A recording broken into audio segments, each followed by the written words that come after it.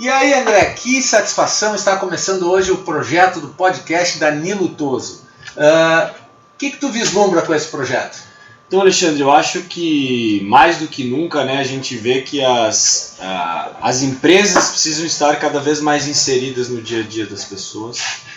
Eu acho que nunca tivemos tanto acesso à informação quanto a gente tem nesses últimos dias. E essa ferramenta a gente vê que ela vem se exponencializando cada vez mais. Eu acho que é mais uma forma de a gente poder estar em contato com os nossos colaboradores, enfim, com toda a sociedade onde a nossa empresa está inserida. E acho que vai ser uma oportunidade legal também de a gente trazer pessoas para cá, né? Quem é que tu imagina, assim, que tipo de pessoas nós vamos entrevistar aqui? Eu acho que assim, a gente não vai ter um limite, né? É claro que o objetivo aqui é falar bastante sobre o que é a empresa, sobre o que a empresa faz. Então a gente vai trazer pessoas que estão ligadas à empresa, mas não necessariamente só ligadas à nossa empresa. A gente pode trazer pessoas, seja de qualquer outra área, que possam ajudar e que possam influenciar todo esse círculo onde a empresa está inserida, né? Legal. A oportunidade de a gente disseminar conhecimento, né, de transferir tanta coisa, como tu mesmo disse, né, tem tanta informação disponível e às vezes as pessoas não sabem como consumir. O podcast vai ser isso, né, do nosso colaborador estar podendo consumir esse conteúdo e principalmente entendendo como pensam, né, os gestores da empresa. E muito mais, e as pessoas que estão no nosso entorno. Eu gostaria de saber também de ti e para o pessoal que está nos ouvindo e nos assistindo agora, poder te conhecer um pouco, como é que começou a história do André Toso dentro da Nilutoso, uma empresa já tradicional, no segmento de uma família tradicional, mas especificamente a história do André Toso, menino de Cordilheira que ganha o mundo. Como é que é esse cara? Então, Alexandre, eu acho que, só voltando ali que se falou, só para terminar o assunto, né, antes de entrar na minha história, né, eu acho que sim, o acesso está muito fácil. E a gente pode sim, hoje tudo está acessível a todo mundo. A gente consegue fazer uma faculdade online se a gente quiser. E eu acho que o grande objetivo disso aqui é colaborar cada vez mais com isso. Ou seja, às vezes dar o caminho para as pessoas que ainda não sabem como buscar essas informações nos lugares aonde buscar. Mas aí voltando para a minha história, que eu acho que tem um pouco a ver com tudo isso que a gente falou de buscar informação, eu sempre fui uma pessoa muito inquieta em relação ao mundo. Eu nasci numa cidadezinha no interior de Santa Catarina, Cordilheira Alta, há 39 anos atrás. Então vocês imaginam uma cidade que hoje tem 7 mil habitantes, na época era uma pequena aglomeração de casas, né? Era menor que o meu pai. Muito, muito pequena, e eu sempre tive essa vontade de conhecer o mundo, de sair, enfim, de buscar. E na verdade, assim, a minha vida girou muito em cima ou em volta da empresa. Sim. Eu sempre trabalhei dentro da empresa. Não lembro de ter tido umas férias escolares depois dos meus 10, 12 anos que eu não estive trabalhando dentro da empresa. Então ali eu comecei, depois entrei de cabeça nesse processo. Então para mim, assim, a empresa faz parte da minha vida desde que eu me lembro por gente. Na época, acho que vale ressaltar, ainda nem era a Nilutoso, a gente era sócio de uma outra empresa, e aí que a gente teve a cisão e fundou a Nilutoso em 1997, e de lá para cá, aí sim, entrei de cabeça aí nesse processo, né? Mas tu era inquieto muito vendo o exemplo da família, porque como pode esse menino inquieto dentro de uma cidade tão pequena? Onde é que tu absorvia conhecimento e para criar essa inquietude? Tu acha que isso era natural? Tá em ti isso? Eu acho que sim. Eu não, tem coisas que ainda eu não tenho explicação para as coisas que a gente passa, né, Alexandre? E eu acho que essa inquietação ela já nasceu dentro de mim. Eu sempre fui uma pessoa que gostou de ler, eu gostava de buscar informação naquilo que eu tinha. Vale ressaltar que na época não se tinha internet, então Sim. às vezes a gente brinca, ia buscar informação onde? Na Barça, tinha uma outra enciclopédia também que eu não lembro. Britânica. Não era todo mundo que tinha, nós não tínhamos, eu tinha que às vezes ir na casa de conhecidos para conseguir pegar, não em Cordilheira Alta, já na cidade mais próxima aqui, que era Chapecó, onde eu estudava. Então, assim, essa era uma inquietação interna minha que sempre me chamou a ir buscar, a ir trazer coisa nova, a conhecer o mundo, a não viver naquele mundinho pequeno ali onde eu tinha nascido. Tá, e aí, quando foi pela primeira vez para São Paulo, primeira vez para os Estados Unidos, já conheceu uma porrada de países, como é que foi esse menino que muita gente que está nos assistindo, nos ouvindo, tem uma história muito parecida contigo, talvez seja inquieto, mas não tem a coragem ou as oportunidades de sair. Como é que foi para esse menino? Então, por mais de que eu tivesse essa inquietude, Alexandre, essa vontade de buscar, é óbvio que a gente tem os nossos medos. Sim. Dizer que, por mais de que eu prego isso até hoje, de falar assim, pule vá pro desconhecido, sempre vai te dar frio na barriga. Sim.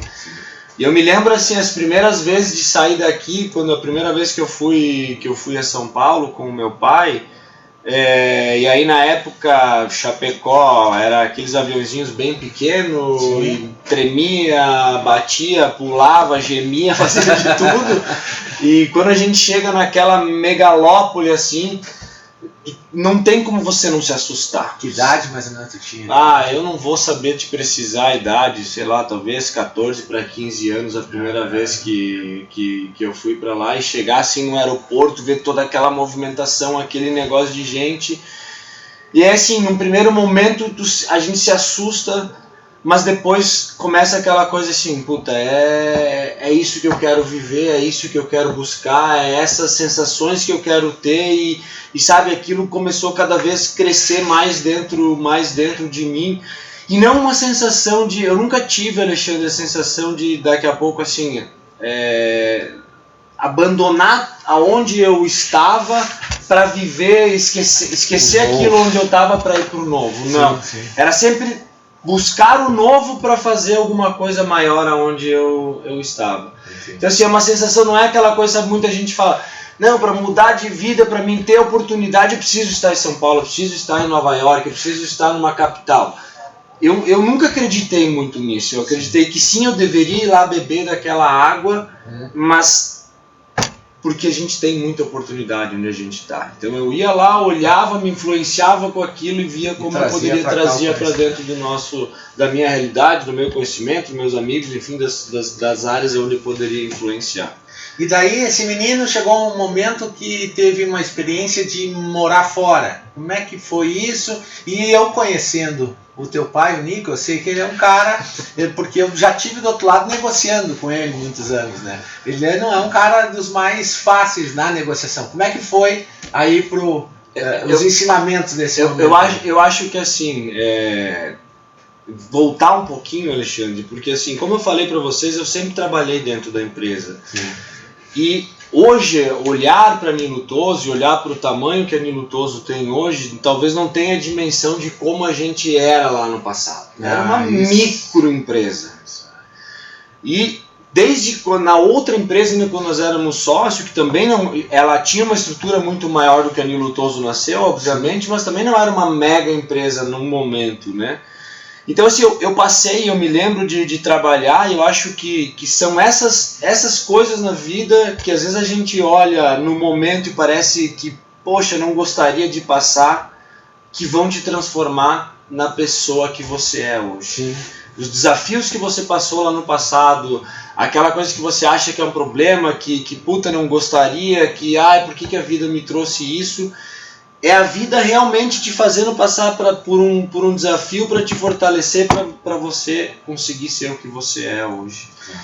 E lá naquele momento, eu me lembro que assim, puta, eu ficava chateado, puto da vida, porque puta, eu sou o filho do dono e tenho que varrer o depósito, tenho que trabalhar lá no CD, separar a mercadoria, que na época, hoje a gente fala CD, fala bonitinho, na época era um barracão velho lá, empoeirado, com separava no carrinho. Separava no carrinho, no braço. Então assim, tudo isso, passar por todos os setores da empresa, é que eu acho que fez ser o que eu sou hoje. Foram anos, muitos anos para chegar hoje. Hoje eu me orgulho de ter passado por tudo isso e na época talvez que eu julgava talvez o meu pai, hoje eu só agradeço. Porque se não tivesse passado por tudo isso, com certeza não estaria preparado para assumir o que eu faço hoje, né? Eu acho que essa experiência, né, do cara viver cada etapa da empresa, eu trago muito parecido com a minha experiência no quartel. Quando eu estava no quartel, foi horrível. Quando eu saí de lá, as experiências, as histórias que a gente acumulou lá foram incríveis, assim. E acho que faz referência muito com isso, né? Quando tu tá ali no meio, tendo que varrer o depósito, tendo que carregar a caixa, é horrível. Cara, pai, pra que eu tô aqui? E hoje, passado essa etapa da vida, fica muito mais tranquilo. Fica fácil de olhar. Fica fácil como fala acho que foi o Steve Jobs que fala, conectar os pontos para trás é muito fácil.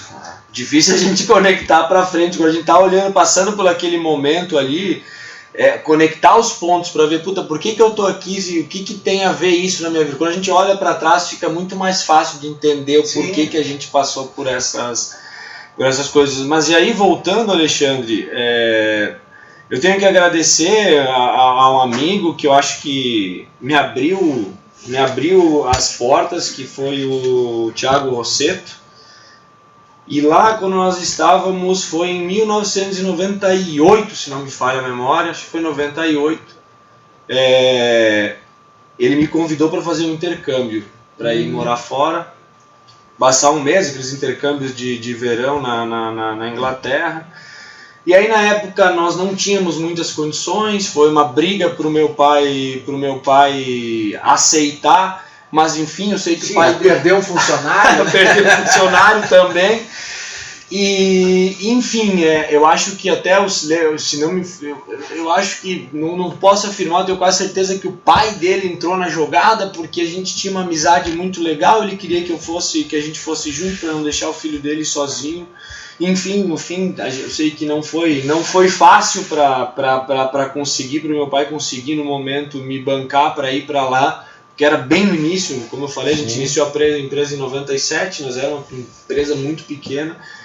Mas na época ele não mediu esforços e acabou que eu fui para lá. Tive uma experiência assim, daí aquela coisa que, puta, era uma coisa que eu sempre quis conhecer, Europa, via nos livros, via na TV, queria porque queria. E aí em 1997, 98 foi a primeira vez que eu fui para lá. Já e assim, falava alguma coisa? Falava nada. Zero. Nós dois era à esquerda, ninguém falava nada. Foi uma experiência muito legal, conhecer gente do mundo inteiro.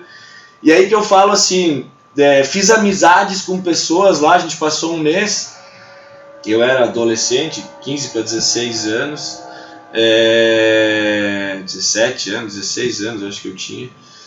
E aí a importância de a gente manter as conexões. Conheci gente de Hong Kong, conheci gente da Índia, conheci gente da Europa como um todo. E aí na época eu pensava assim, cara, o que eu vou ficar mantendo contato com esse cara de Hong Kong? E saber que alguns anos depois eu iria ir 2, 3 vezes por ano para Hong Kong, porque a gente começou a trabalhar com importação, e eu perdi totalmente o contato de uma pessoa que talvez poderia ter me aberto muitas portas. Imagina um nativo lá. Então são coisas que assim, hoje quando eu falo das experiências que a gente faz e às vezes a gente não perder as oportunidades, é muito importante quando a gente está num lugar que a gente viva aquele momento e tente extrair o máximo daquele momento e ficar com essas oportunidades. Se já tivesse rede social, né, teria sido mais fácil, porque a rede social conecta, não desconecta mais. Exatamente. Mas aí tu foi pra lá, voltou, foi de novo? Aí eu fui, na verdade eu não queria ter voltado, queria ter ficado lá. Chorei muito na época, no dia da volta. E aí voltei a trabalhar na empresa, terminei o 2º grau, passei no vestibular, e aí eu falei assim, agora é hora de eu voltar. Aí eu comecei a fazer conta, aquela coisa de, vou fazer uma conta aqui, porque isso era em 2001 já, meados de 2000, e aí eu comecei a fazer conta, né? Puta, vou ver quanto eu gasto em casa, fiz uma conta, fiz toda uma conta de custos e tal, porque na minha ingenuidade eu iria para lá e meu pai iria me ajudar. Até que eu fiz todo um business plan, como é bonito de falar hoje, fiz um business plan, um caderninho lá, e se nunca me esqueço, sentei na sala do meu pai, naquela que você conheceu, onde ele sentava, que o meu tio sentava do lado dele. E aí eu falei, pai, eu tomei uma decisão, eu gostaria de voltar para a Inglaterra, eu quero ficar 1 ano lá, eu quero morar em Londres, quero ter essa experiência. E aí está aqui o meu business plan, né, esse custo de passagem, o custo da escola, esse aqui é o custo mensal, eu já vi, eu tenho um custo em casa disso, não sei o que, enfim, fiz todo toda a matemática, um plano mirabolante, apresentei para ele. Ele olhou para mim e deixou eu terminar de falar. Quando eu terminei de falar, ele só falou assim, faz o seguinte, levanta. Ele levantou, senta aqui na minha cadeira. E ele sentou lá no outro lado. Ele falou, desse jeito que tu tá me apresentando, ele já sentado onde eu tava, tu fica e eu vou. Tem coisa bonita. Aí assim, foi uma, vocês imaginam, eu tinha 18 anos na época, foi assim, bem difícil para mim ter que aceitar aquele não do pai, né? Mas eu assim, eu engolia seco, aí fui costurar um pouco com a minha mãe e tal, pedi ajuda aqui e ali, no fim ele falou, eu te pago a passagem, a mãe pagou a escola, daí a mãe, as reservinhas dela me deu mais uns trocos para ir. E no fim eu falei, chegou num dia que eu cheguei, pai, independente do que... Porque ele achou que se ele não desse eu iria desistir, né? Se ele criasse as dificuldades eu ia desistir. E aí eu falei, não, tô decidido, eu vou de qualquer forma. Se eu tiver que... Não sei o que vai acontecer lá, mas eu vou de qualquer forma.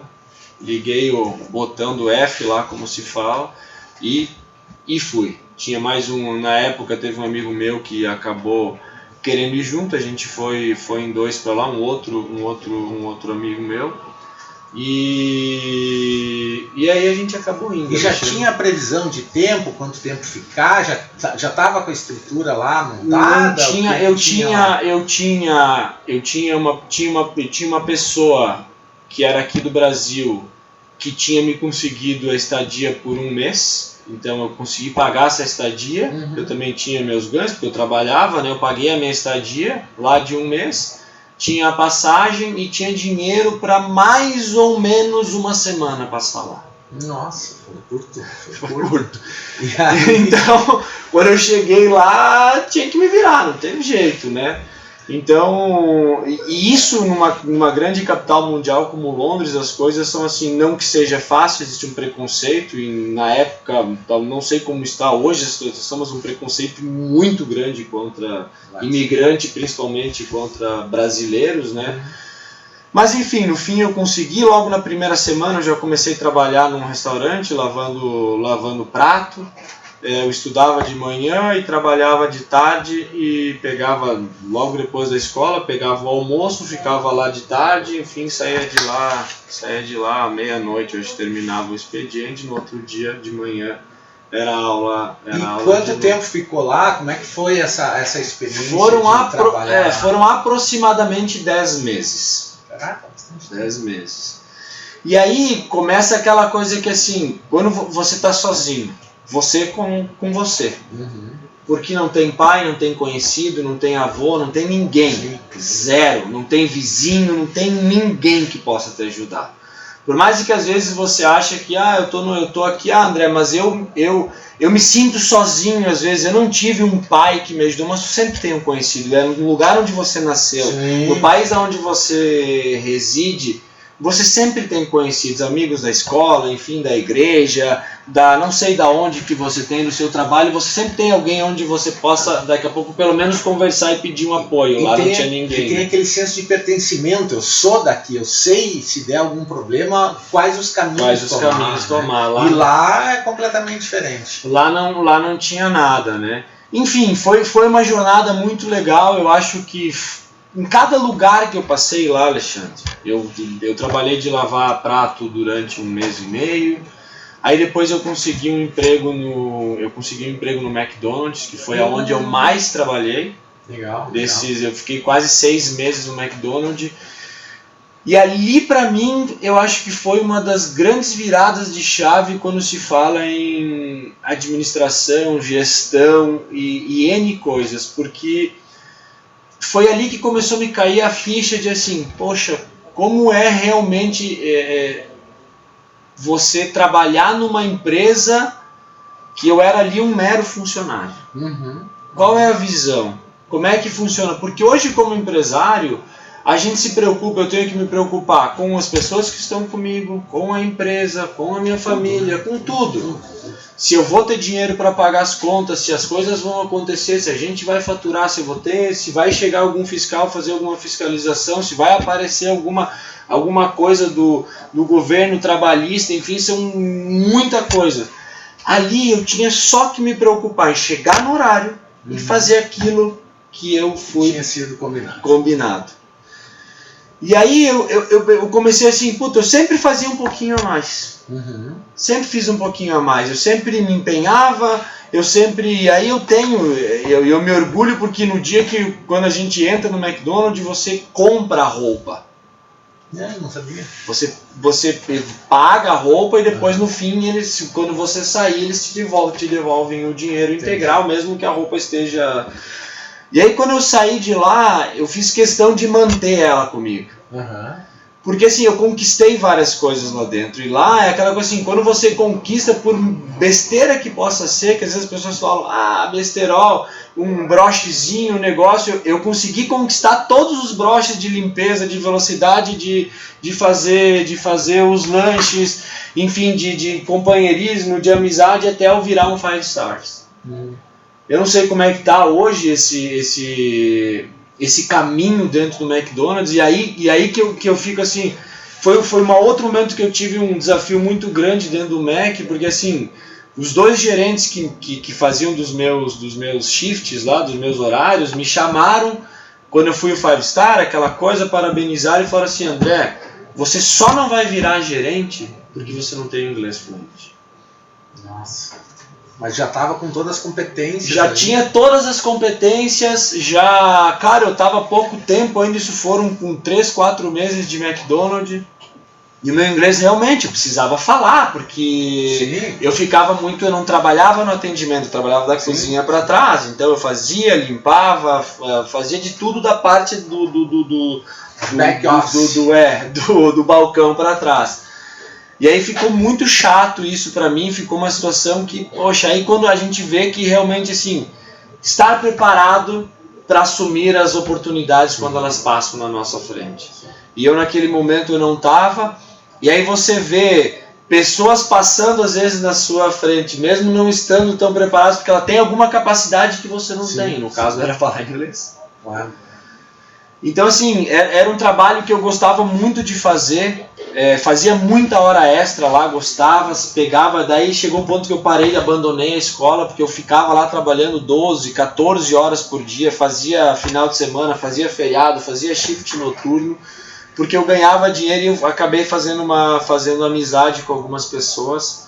E assim, me engrandeceu muito essas pessoas, foi onde eu mais aprendi a falar, porque elas me ajudavam, parecia um professor, pegava as coisas na mão e falava, isso é isso, aquilo é aquilo. E pessoas de outras nacionalidades. Pessoas de outras nacionalidades. 90% das pessoas que trabalhavam no McDonald's não eram inglesas, né? Não eram inglesas, no caso, né?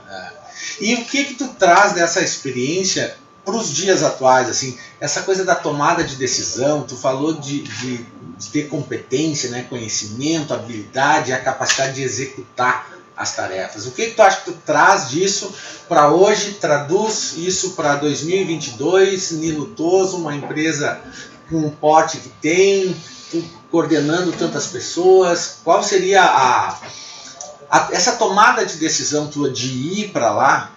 O que tu trouxe para hoje, 2022? O que tu acha aqui? Eu acho que assim, a gente vai aprendendo e amadurecendo cada vez que a gente, cada ano que passa, cada dia que passa, a gente vai amadurecendo em tomar certas decisões em função daquilo que nós falamos até agora, de conectar os pontos do passado, dos desafios, das experiências. E eu acho que para quem é mais jovem que está me ouvindo, eu tenho 39 anos, não sou uma pessoa velha, né? Me considero jovem, mas eu acho que quanto mais experiência a gente tem, mais fácil fica de tomar as decisões. E às vezes eu ouvia isso, experiência, na época a gente é jovem, a gente acha que sabe tudo, acha que pode tudo.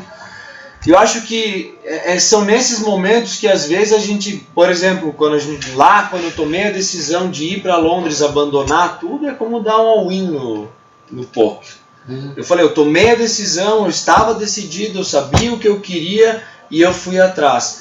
Então, hoje, como é que eu analiso as tomadas de decisões quando eu vejo assim, se eu tomar a decisão ou não tomar essa decisão, seja ela qual for, pequena ou grande. Porque não tomar uma decisão é tomar uma decisão. O quanto fazer essa escolha, seja tomar ou não tomar a decisão, o que ela vai mudar na minha vida ou na empresa nos próximos um mês, nos próximos 1 ano, nos próximos 10 anos. Se você começar a analisar na sua vida e levar isso de 1 mês, 1 ano, 10 anos, você vai ver que existem decisões que realmente você pode deixar de tomar, porque ela não vai influenciar muito a sua vida. Agora, tem decisões que são duríssimas de ser tomadas e precisam ser tomadas.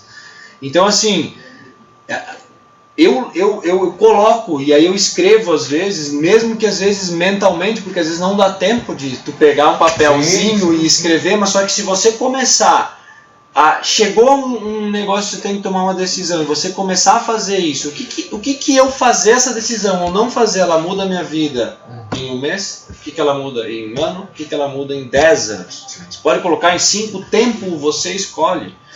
Você pode colocar no dia se você quiser. Então é aquela história assim, se eu plantar uma árvore hoje, no curto prazo, o que muda daqui a 1 mês? Nada. Mas daqui a 10 anos eu vou ter uma sombra. Então, se você não tomar a decisão hoje, você não vai ter a sombra daqui a 10 anos, ou você não vai ter a madeira que você precisa daqui a 10 anos. Então, às vezes, num mês não muda nada, em 1 ano talvez não, porque ela vai estar lá pequenininha.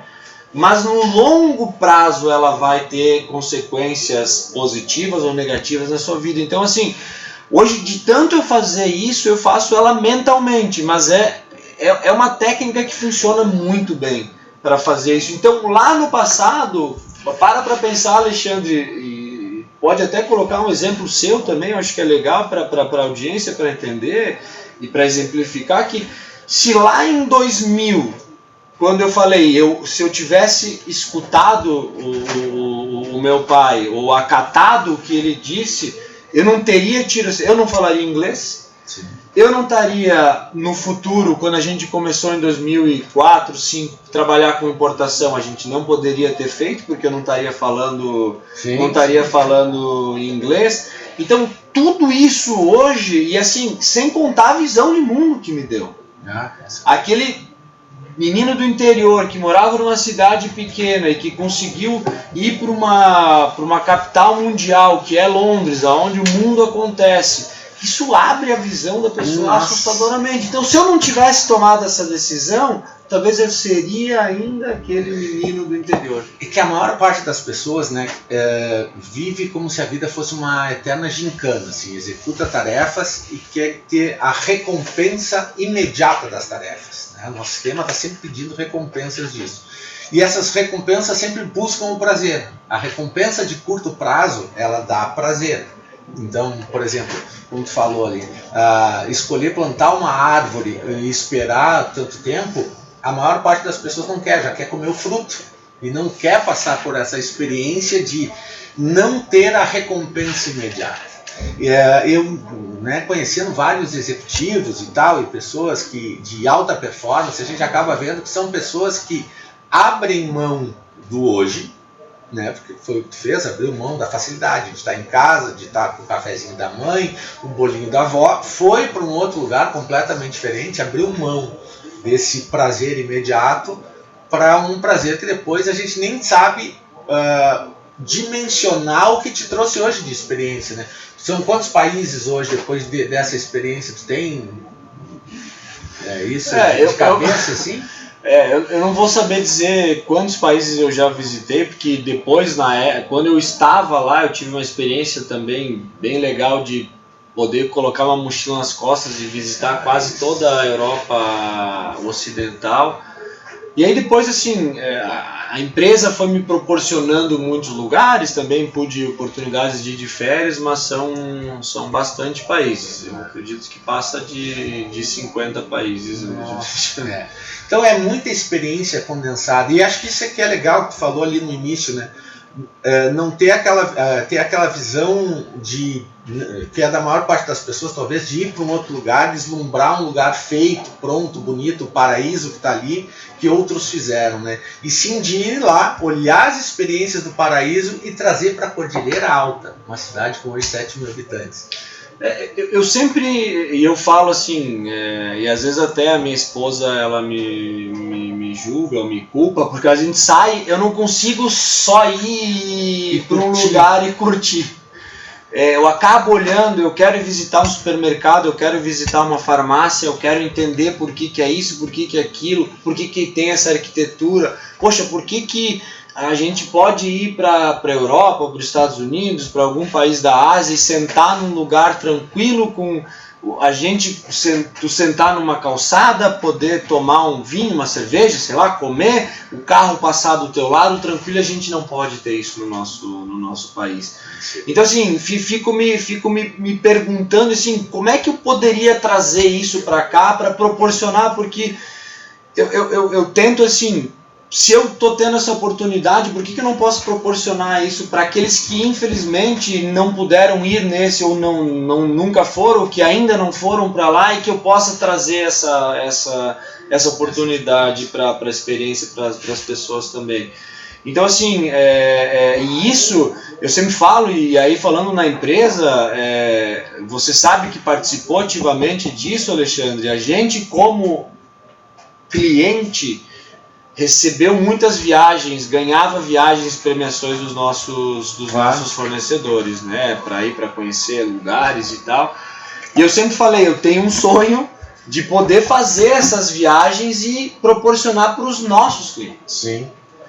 E eu sempre falei, se for para fazer, que a gente faça muito parecida com o que a gente fez para os nossos, que a gente ganhava dos nossos fornecedores, fazer para os nossos clientes.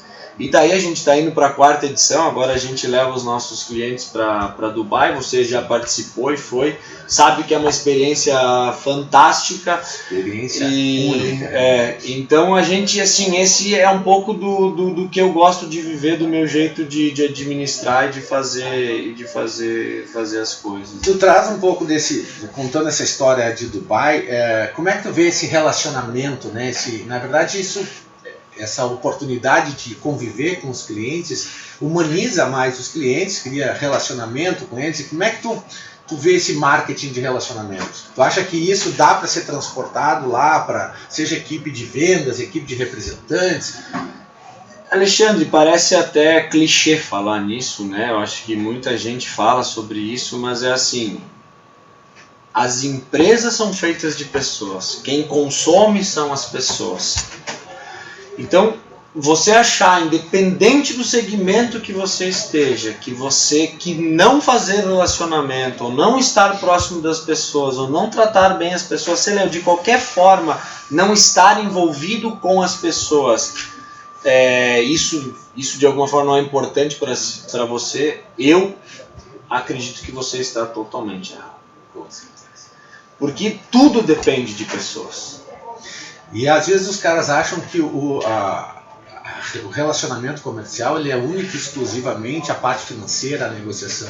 Mas as pessoas esquecem que são pessoas que tomam decisões e tomam decisões baseadas em emoções, né? Isso que é o fascinante de um evento como esse, de levar lá. Quantos clientes estão indo agora? São 72 pessoas que vão conosco lá. Bastante gente. É bastante. Então assim, e eu como empresa, a gente nunca teve medo de abrir, de mostrar, de levar a ver o novo, por mais de que às vezes aquilo ali pareça até assim, se eu levar esse cara a conhecer isso aqui, ele vai acabar conhecendo uma coisa que lá no futuro pode, olhando para um país talvez mais desenvolvido, possa fazer com que a gente perca esse cliente. Mas eu não consigo ver por esse sentido. Eu acho que assim, quanto mais a gente se desenvolver como empresa, como grupo, trazer mais gente, eu acho que a gente cria mais oportunidades. E é isso que a gente vê, quem conhece a Nilo Toso sabe que a gente está sempre buscando coisa nova, trazendo inovação, fazendo novas parcerias. E por mais de que as coisas mudem, a gente continua crescendo, continua inserido nesses negócios que aparecem, né? Acho que essa história do marketing de relacionamento, acho que se traduzir lá para o representante, para o profissional que visita o ponto de venda, quantas coisas eles conseguem dentro do ponto de venda que não são financeiras, não são da negociação. As próprias exposições, acho que essas execuções do ponto de venda são cada vez mais a força da Nilo Toso, né? Eu vejo assim, o vendedor, e eu falo isso em todas as nossas convenções, eu não acredito que a pessoa de venda vai terminar. Esse negócio de olhar no olho, esse negócio de você apertar a mão, de você estar ali sentindo o dia a dia, eu acho que isso dificilmente vai acabar. Ele vai e já passou por grandes transformações. Sim. Eu acho que a forma como o pedido, a ordem de compra, sei lá como vocês queiram chamar, vai sair de um ponto para o outro, ou seja, do cliente para o fornecedor, esse sim tem passado por transformações. E eu falo para vocês, a gente como empresa, em 2019, pré-pandemia, a nossa venda digital era basicamente zero. A gente deve terminar esse ano de 2022 com a venda digital em torno de 25% a 30%. Então, veja que a forma como o pedido está vindo para a nossa empresa, ele mudou. Só que sabe quantas pessoas a gente diminuiu no campo? Nenhuma. Pelo contrário, a gente vem colocando cada vez mais. Desde a época que chegava o pedido pelo fax, que tinha que ir para a expedição, até hoje que a gente não vê como chega o pedido, é tudo via sistema, mas é o homem que está lá no ponto de venda negociando, trazendo... Que vai fazer cada vez mais a diferença. As pessoas sempre vão fazer a diferença nos negócios, porque não adianta, por mais de que a gente vê a tecnologia cada vez mais presente, cada vez mais crescente, em segmentos da nossa vida aonde ela não existia, o ser humano ainda depende de pessoas. O ser humano é um ser vivo e a gente precisa de coisas vivas. Por mais de que a gente acha que a tecnologia nos basta, não basta. Eu gosto de usar um exemplo. Eu tive a oportunidade de participar da maior feira de varejo do mundo, que é a NRF em Nova York, e um dos palestrantes, que me falha o nome dele agora, ele fez essa pergunta na plateia e perguntou: quem é aqui que acredita que a coisa vai virar quase tudo tecnológica e tal? Aí a maioria levantou a mão e tal. E ele falou assim: esse ano eu fui convidado para dar uma palestra em Las Vegas para um grupo de blogueiros, os blogueiros dos Estados Unidos, sei lá como é que é o nome do negócio lá. 3, 4 mil pessoas numa sala, todos entusiastas da tecnologia, da internet, aquela coisa, Instagram, Facebook, Twitter, enfim, TikTok, todas aquelas coisas. E aí ele fez essa mesma pergunta, todo mundo, isso aí, tecnologia e tal. Aí quando todo mundo se acalmou, ele falou, por que vocês estão aqui então? Fabuloso. E estavam no presencial. Estava todo mundo no presencial, por que a gente não fez um mega encontro através de uma live do Facebook, do Instagram, do YouTube, do TikTok, não sei. Então isso por si só, para aquelas pessoas que vivem basicamente na internet, elas criam um negócio para se encontrar presencialmente. Mas a tecnologia a gente sabe que vem chegando e forte, e a pandemia acelerou o processo, talvez em 10 anos. Tu teve recentemente também numa feira fora do país, e o que tu poderia trazer para a gente dessas experiências? O que estão pensando lá fora que o nosso pessoal precisa entender, que se estão pensando isso lá, vai chegar, a onda está lá, mas vai chegar a marola aqui dessa tecnologia.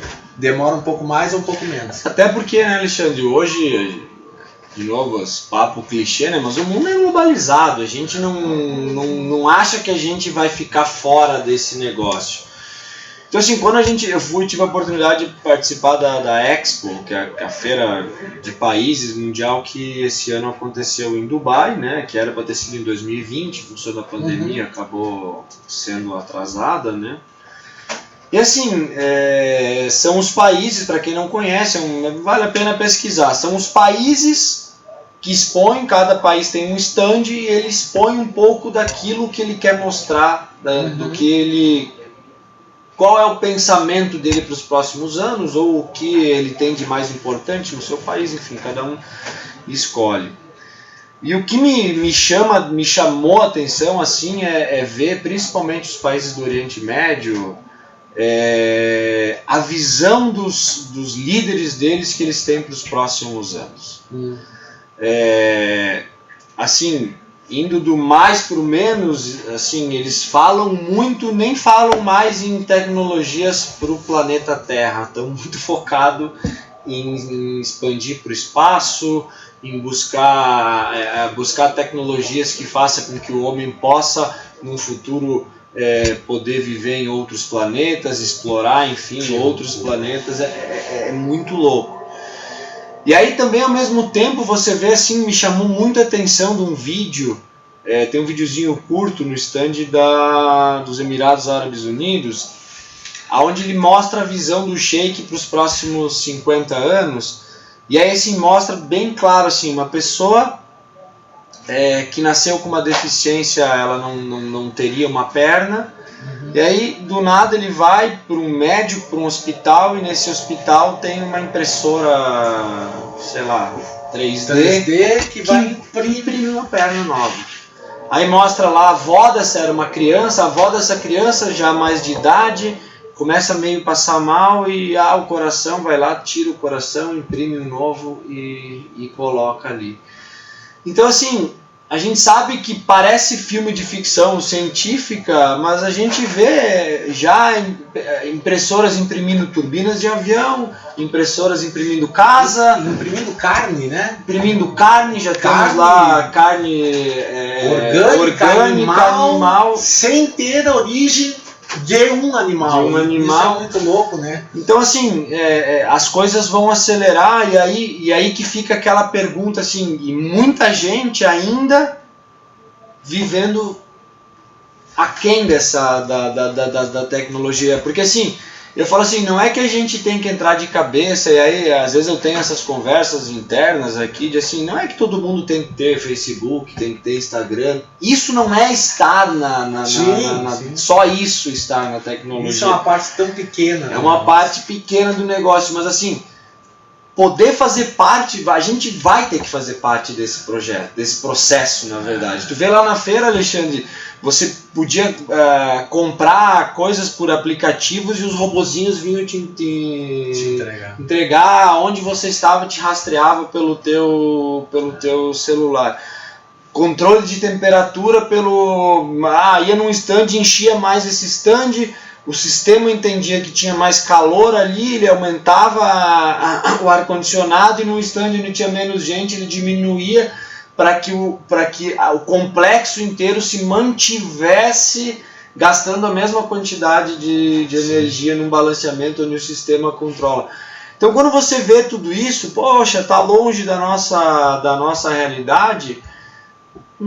Quão longe? Quantos anos? Hoje as coisas aceleram demais. E está tudo muito próximo, né? Eu recentemente em São Paulo, caminhando lá no Ibirapuera, com um monte de mesas e cadeiras com os códigos de barra, assim. Eu fui ver o que era, tu lê o código de barra, pede no iFood, o iFood sabe exatamente qual é a mesa que tu tá dentro do Ibirapuera, o moleque de bicicleta vai lá e te entrega o lanche no meio da praça. Então a tecnologia não é só essa coisa corporativa, né, de passar e-mail, mas também passa por isso, mas é do cara ter a percepção que ela está em todos os lugares. Estava no meio do Ibirapuera, vazio, ninguém, só a mesa lá e tinha tecnologia ali, né? A gente sentou, bipei ali, fiz a escolha, o entregador sabia exatamente onde eu estava, qual era a relação, tudo.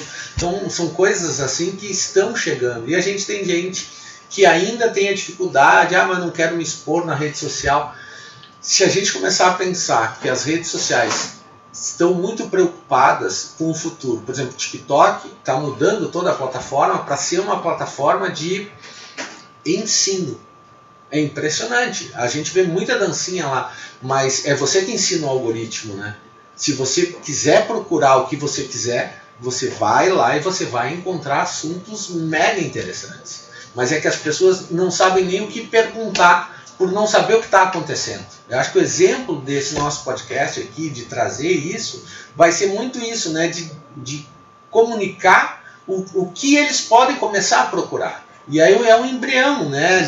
É o estupim de algo muito pequeno, que aqui nós dois falando numa sala de aula, mas daqui a pouco isso vai reverberando para a equipe e todo mundo vai começar a prestar atenção. Por exemplo, a leitura. Antigamente o cara sentava para ler. Alguém tem tempo para isso? Não. Todas as participações que eu tenho, eu falo para os caras, cara, por que tu não ouve um livro? Mas como assim? Livro para cego. Vai lá, procura, você vai encontrar. Tem audiobook. Audiobook, né? Toda essa... O próprio podcast é a oportunidade do cara conhecer muita coisa. Tu é um consumidor desse tipo de conteúdo? Eu assim, eu consumo muito isso. Eu falo que no meu dia a dia... da hora que eu saio de casa de manhã cedo, eu gosto de sair cedo de casa,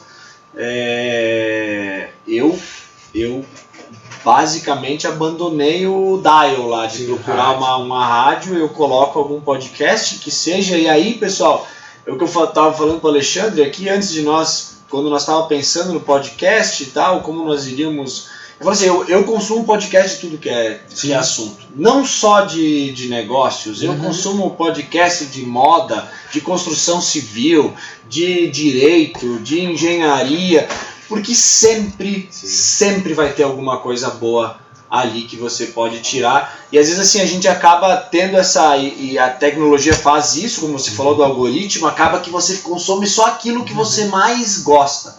E assim, a gente tem que se forçar às vezes aí ouvir outras coisas, seja de religiosidade, de espiritualidade, eu não sei, para você, porque sempre isso tudo vai fazer você conseguir se formar melhor a tua opinião em função aquela coisa, porque às vezes você consome, puta, eu sou desse partido, eu sou fã desse candidato, a gente está agora em época de pré-eleição, então a gente vê, e aí a gente acaba que recebe só informação daquilo, né? O viés de confirmação, né? Se tu começa a procurar uma coisa nesses algoritmos, ele só vai te mostrar a mesma coisa. Eu, por exemplo, ontem eu estava ouvindo um podcast de empoderamento feminino. Aprendi um monte de coisas e entendi várias coisas que eu não tinha entendido antes, né? Então eu sempre também, assim como tu estava falando, eu confundo o algoritmo. Eu quero que ele me mostre outras coisas completamente diferentes, que isso é Isso vai trazer um novo, né? Porque se o cara ouvir também sempre a mesma coisa, óbvio, vai ter sempre os mesmos. E você vai se tornar aquilo. E aí volta naquilo que nós estávamos... Tudo isso, pessoal, que a gente está falando, seja dos podcasts, seja de ouvir, nada mais é do que você estar em contato, fazendo network, encontros com várias pessoas. Quando você ouve um podcast de, sei lá, de religiosidade... É como se você estivesse ali conversando com aquela pessoa. Claro, estão sentados junto à mesa. Está sentado junto na mesa. Quando você ouve sobre arquitetura, engenharia, sei lá, você tá conversando com aquela pessoa. E às vezes alguma coisinha que ela vai falar ali pode ser um insight para você usar para vender mais. É verdade. Que às vezes tu passa, mas o que aquilo lá vai me trazer o que vai construir na minha vida? Não sei. Não dá pra te dizer agora, mas tu tem que passar por aquilo pra saber se vai ter ou não. Às vezes é meio chato no começo, porque tipo, um negócio é um assunto que não tem nada a ver com o teu dia a dia e você fica... Ontem eu vi uma explicação sobre intuição que eu achei o máximo.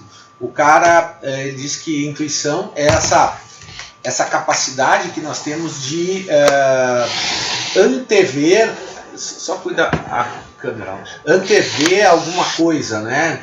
Tem uma certa premonição. E aí ele dava uma explicação mais científica, né? Tem várias explicações mais filosóficas sobre isso. E ele dizia assim: quando eu ouvi um podcast lá, tu ouviu um podcast de obra, não ficou registrado na tua memória de curto prazo. Tu ouviu e daqui a pouco você esqueceu. Mas ela se transformou na memória de longo prazo. E daqui a pouco você está em outro negócio, coincide vários elementos daquilo que você estava ouvindo, puxa, cria conexão, fez sentido.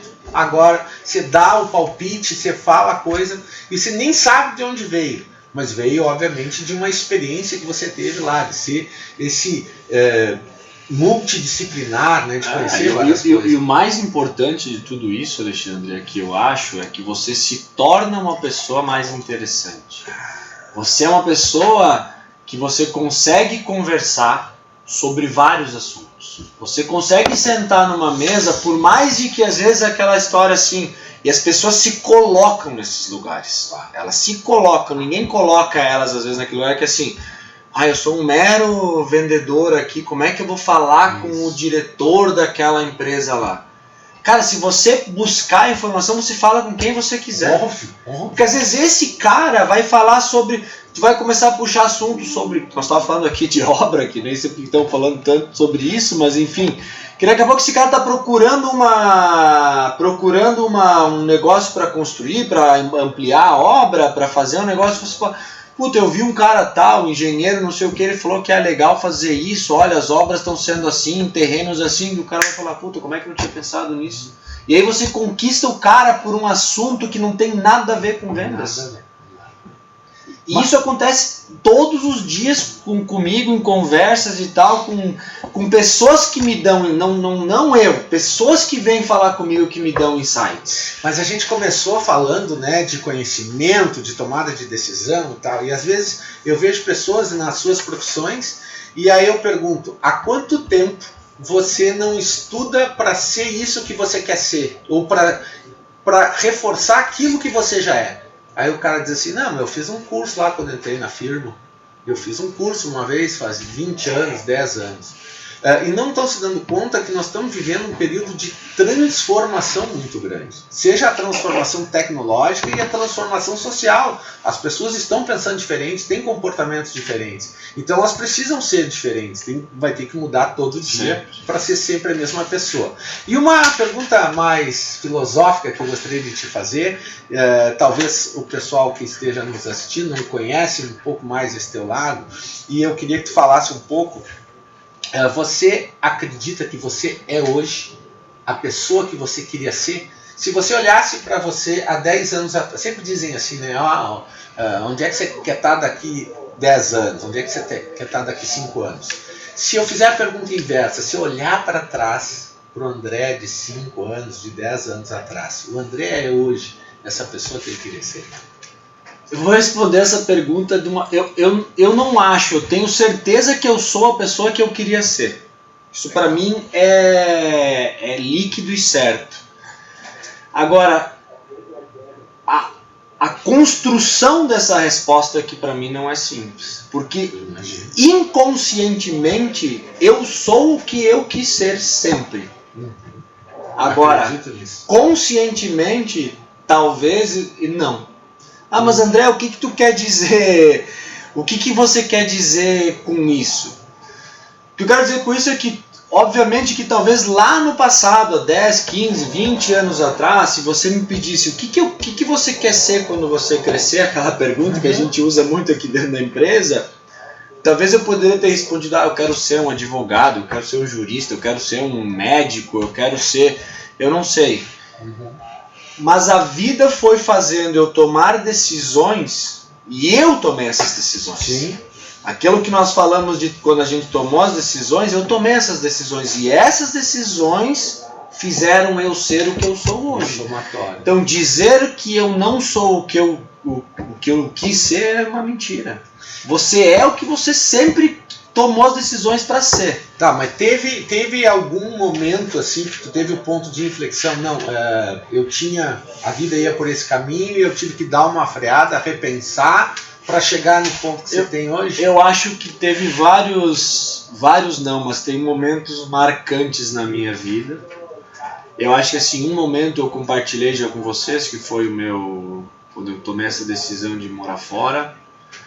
O segundo momento foram os nascimentos dos meus filhos. Esse muda muito a vida, mudou muito a minha vida, mudou meu jeito de ver a vida. E eu acho que teve também um momento bem forte, que eu acho que esse me fez olhar mais para dentro, que foi quando meu pai, em 2017, passou pelo câncer. Ele teve um momento de desafio lá com a doença. E eu acho que nesse momento foi um momento que fez eu olhar muito para coisas que eu nunca tinha visto. Olhar para o invisível. Olhar para o invisível. Eu falo e não tenho vergonha. Eu nunca vou ter vergonha de assumir que eu mudei. Em qualquer uma das áreas. Eu sempre fui uma pessoa extremamente cética.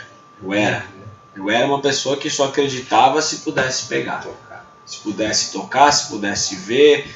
E eu acho que naquele momento a vida falou assim: olha, André, a vida não é isso. A vida tem isso aqui também. Tem um outro lado. E isso foi uma virada de chave muito forte para mim. E para quem é mais próximo sabe o quanto eu entrei de cabeça. Eu acho que daquele momento, dali para os próximos 3, 4 anos da minha vida, dali para frente, quase que todo o meu tempo livre eu utilizei para pesquisar e entender como a mente funciona, por que é que ela funciona. Bom, então só aí vai ter tema para vários podcasts, a gente falar dessas buscas, falar de muita coisa, dessas experiências. Mas assim, esse momento que tu começou, e aí eu sou solidário nesse momento, porque eu também passei a perceber várias coisas do invisível que antes eu não tinha nem ideia, né? Criado numa família de certa forma disfuncional e problemática, assim como é a família de muitas pessoas, né? Mas não tinha tempo para olhar o invisível. Eu acho que todas as famílias são. São, não tem. Aquela família de propaganda de margarina, ela não existe. Eu tento fazer essa propaganda de margarina hoje com a minha família, mas mesmo assim é um esforço. Quando eu digo a minha família, é eu, minha esposa, minha filha e o gato. Mas tirando isso é sempre muito difícil. Esse olhar para o invisível, assim, que momentos mais marcantes tu tem? Tu foi buscar alguns conhecimentos também lá fora, com Bob Proctor. Acho que seria legal tu botar uma pequena pincelada, porque a gente daqui a pouco já está indo para o encerramento. E eu gostaria que tu falasse um pouco dessa experiência, até para deixar um gancho para o pessoal, de curiosidade para uns próximos bate-papos. Eu vou dizer assim, a frase que mudou a minha percepção. Quando meu pai foi diagnosticado pelo câncer, a gente foi para São Paulo. Ele passou por uma intervenção cirúrgica, enfim, descobriram, fizeram toda a biópsia e tal. E quando a gente foi, aí enfim, descobriram qual era o câncer, e aí quando a gente foi falar com a médica, que é uma fantástica de uma médica, uma profissional, assim, extremamente profissional, gosto muito dela, o que eu vou falar agora não tem nada a ver com isso, é porque realmente é uma questão que fez eu repensar tudo, porque, beleza, para quem conhece meu pai sabe, ele é um cara que faz esporte, ele se cuida, ele cuida da alimentação, ele é um cara extremamente saudável, e aí, na teoria, não teria como ter acontecido o que aconteceu. E aí, depois de tudo isso que nós sentamos na frente da médica, vem aquela famosa pergunta: e aí? Por quê? Por que causou câncer? E aí vem aquela resposta: então, são vários fatores, mas o principal é psicossomático. Ou seja, quando ela falou isso, a vontade que eu tinha, sabe aquele negócio que te vem pra tu tem que se segurar pra falar, assim, era quase a vontade de falar assim: poxa, então eu deveria pesquisar psiquiatra, não ou psicólogo, porque se é da cabeça, não, nós estamos no lugar errado. Mas assim, esses são aqueles momentos que a gente tem, principalmente no momento desse, que você tem aqueles rompantes assim. Mas enfim, ela foi sensacional, ele se curou totalmente do câncer. E aí, daí que me caiu a chave, eu falei: poxa vida, se é psicossomático, tem alguma coisa aí. Se é da cabeça, se é da mente, tem alguma coisa que eu não sei e eu quero entender. E aí que começa, e aí eu vou acho que vamos terminar por aqui, Alexandre. Aí começou essa busca de buscar, de entender a mente humana, o porquê que ela acontece. E aí uma coisa foi vindo, uma coisa foi atraindo a outra, até que eu acabei tendo a felicidade, a oportunidade. Hoje, de novo, olhando para trás, eu vejo o quanto eu fui feliz em poder passar 7 dias com o Bob Proctor. Infelizmente ele nos deixou esse ano, mas assim, um cara de uma espiritualidade absurda e que conseguia falar sobre a mente, sobre a construção do ser humano de uma forma que eu desconheço de pessoas até hoje na minha convivência. Então assim, eu acho que quando você começa a olhar para isso, quando você começa a buscar um pouquinho mais de entendimento sobre o que você é, quem você é, da onde você vem, para onde você vai, eu acho que a vida muda. Muda muito o seu olhar sobre a vida.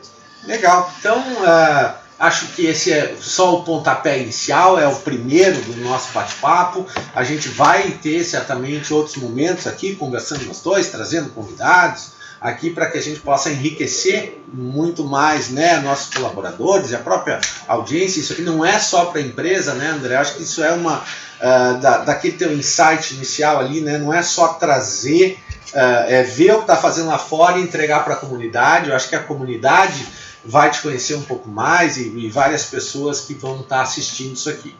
Eu gostaria que tu deixasse aí as tuas considerações finais, falando um pouco da tua percepção do momento atual, business, negócios, o que tu imagina para o futuro, nesse momento em que a gente vive. Tem uma guerra, tem uma pandemia, tem eleições, tem o carnaval nesse meio tempo, completamente maluco, mas que provoca coisas na própria economia, né? Então eu queria que tu falasse um pouquinho, para a gente encerrar, eu vejo que tem sempre uma visão muito otimista, apesar de estar acontecendo um monte de coisas assim, e esse teu otimismo se transfere para a empresa, que acaba crescendo no momento, né, de crise, né? Então eu gostaria que tu desse um recado um pouco para a nossa audiência sobre esse momento. Eu acho que assim,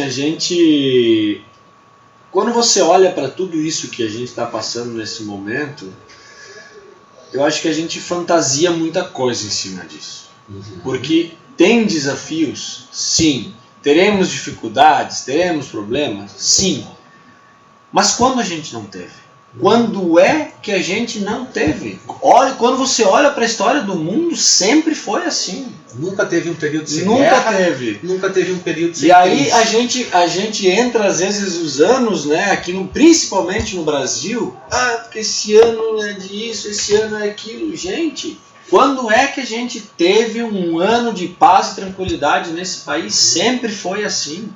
Então, eu acho que a gente às vezes cria fantasia, um negócio muito maior do que ele é, e eu acho que nisso a mídia, as redes sociais acaba trazendo muito, a gente fica muito à flor da pele com essas coisas, mas fato é que o Brasil sempre teve desafios, o Brasil sempre teve inflação, teve momentos que a gente teve menos, teve momentos que a gente teve mais, mas sempre teve.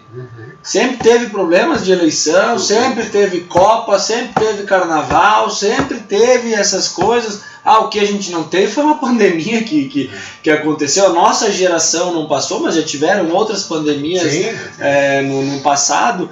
Então eu acho que assim, a gente tem que tentar olhar para o lado, não vou dizer positivo, talvez positivo não seja a palavra, mas as oportunidades que sempre tem em todos esses momentos. Então, se vocês olharem para a pandemia, para os momentos que a gente passou, e até estava conversando essa semana com ele assim, teve empresas que fizeram fortunas de gerações em 2 anos. Porque, sei lá, estavam no lugar certo, na hora certa, souberam olhar as... Teve muita empresa que não conseguiu vencer na pandemia. E assim, pessoal, não é nada pessoal com ninguém aqui, mas é que cada um no seu momento, com os seus desafios, com as suas dificuldades, conseguiu vencer, não conseguiu vencer. Ponto. Não é uma análise de dizer assim, ele foi mais inteligente do que eu. Não, é o momento. É o momento, não é nada. Então da minha parte, sim, já, desculpa te interromper, Alexandre, já partindo, depois eu deixo tu encerrar. Assim, sim, desafios. Temos desafios, virão, mas sempre vai ter oportunidades. Eu acho que a gente sempre tem que tentar buscar, olhar pelo lado onde a gente pode buscar e fazer alguma coisa, e não, principalmente um lema que eu tenho comigo é não ter medo do desconhecido. Não é não ter medo, é enfrentar. Porque o medo ele é importante.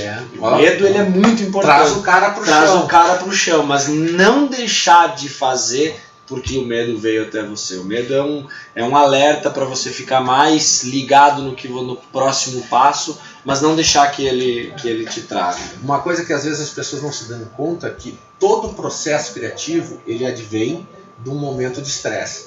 Não existe criação na felicidade. Então consegue criar algo novo estando feliz.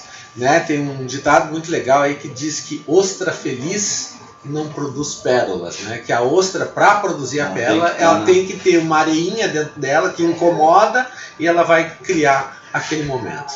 André, eu acho que o nosso recado de hoje foi dado. Eu espero que o pessoal que esteja nos assistindo, nos ouvindo aí nos podcasts, a gente em breve vai estar em todas as plataformas aí para o pessoal poder nos acompanhar. Em nome da Nilutoso, eu gostaria que tu, falando aí em nome da diretoria, fizesse aí a última consideração pessoal e desse o agradecimento final aí. Tá contigo. Bom, pessoal, um prazer poder estar aqui falando. É um projeto que a gente lança ele aqui. Esse é o primeiro podcast. Espero que a gente possa fazer muitos mais.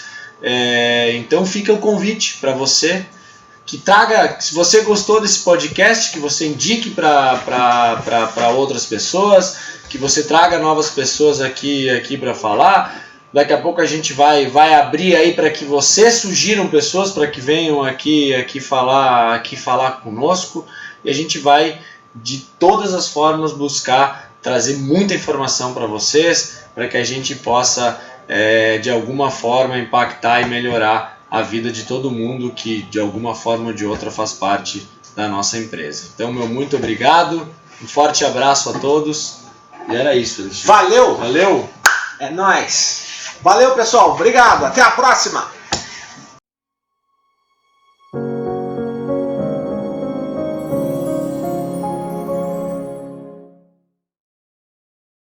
Acho que ficou bom, né? Foi direto. Agora, Não? muito bom. 1h08 de gravação. Vai dar, depois tem que dar uma...